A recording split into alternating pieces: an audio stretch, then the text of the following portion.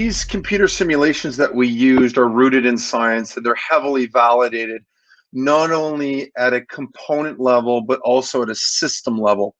And so that makes it now admissible evidence, and we're using these systems in a unique way, because you also have to be careful that they're mimicking the kinematics of the human body, but they come with limitations, and so as long as you can work within those limitations, it can give you extremely valuable information, and it did so in this particular case.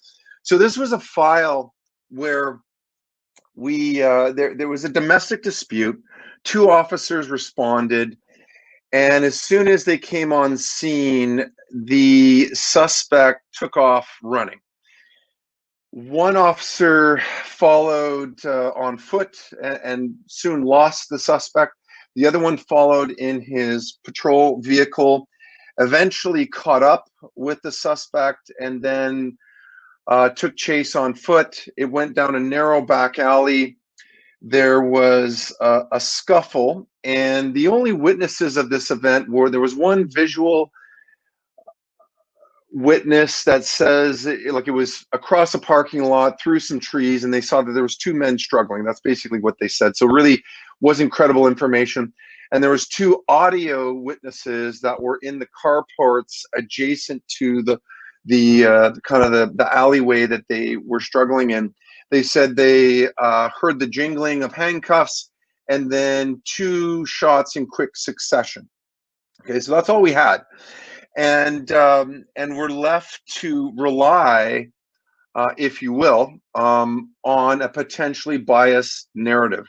And that's where the whole scientific method started to play. As you know, Eugene, the scientific method consists of an idea around a result. So a hypothesis, if you will. And because we only had one narrative, there becomes our hypothesis.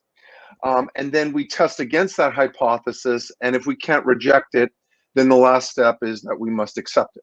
And so that was the sequence, is how we approach this file.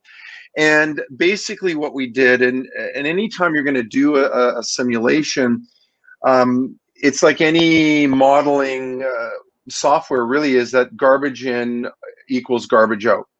So you have to know that the opposite side is going to attack your inputs. So your inputs have to be very solid.